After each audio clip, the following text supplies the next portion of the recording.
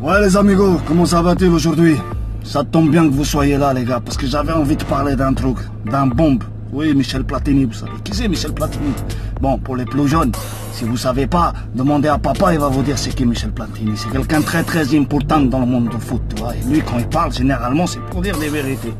Mais bon, mais là, il y a 2 mois, les gars, il en a lâché un bombe, Michel Platini. Il a avoué qu'en 98, la Coupe du Monde, elle était truquée. Ah ouais, t'as bien entendu. T'en as bien entendu. Ils ont fait des magouilles. Ils ont fait des magouilles. Ils ont fait en sorte que la France, elle rencontre le Brésil à la fin, à la finale. Et c'est ce qui s'est passé, les gars. Et comment ils ont fait, c'est très simple, les gars. Ils se sont démerdés pour que la France, elle soit dans un petit pool.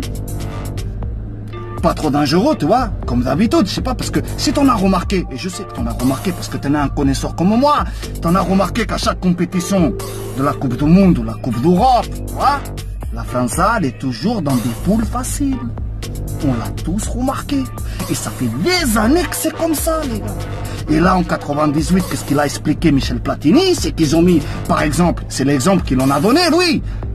Ils mettent la France, par exemple, dans le groupe A et le Brésil dans le groupe F.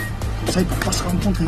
Tu vois ce que je veux dire? Ils éloignent toutes les grosses équipes dangereuses pour la France. Ils les éloignent. Et ils mettent toujours la France dans des petites poules pour pouvoir aller le plus loin possible, pour ne pas être éliminé dès le départ. Donc c'est de la magouille. Donc il dit magouille, c'est truqué. Et il a avoué aussi que toutes les coupes du monde, elles étaient truquées, que tous les pays organisateurs, ils faisaient des magouilles. Donc voilà les gars, voilà. Maintenant, dites-moi, qu'est-ce que ça veut dire être champion du monde, maintenant qu'on sait tout ça? Qu'est-ce que ça veut dire? Moi, pour moi, ça ne veut plus rien dire. Ça ne veut plus rien dire du tout, du tout, du tout.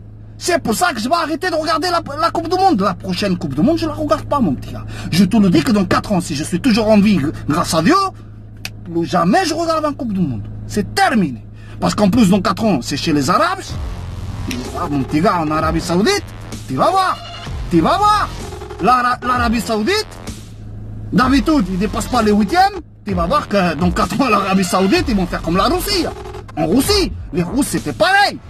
Ils n'ont jamais dépassé le quart. Ils sont en quart de finale. Et tu vas voir que l'Arabie Saoudite, ça va être pareil. Ils vont aller en quart de finale. Ça se trouve, ils vont même aller en demi-finale.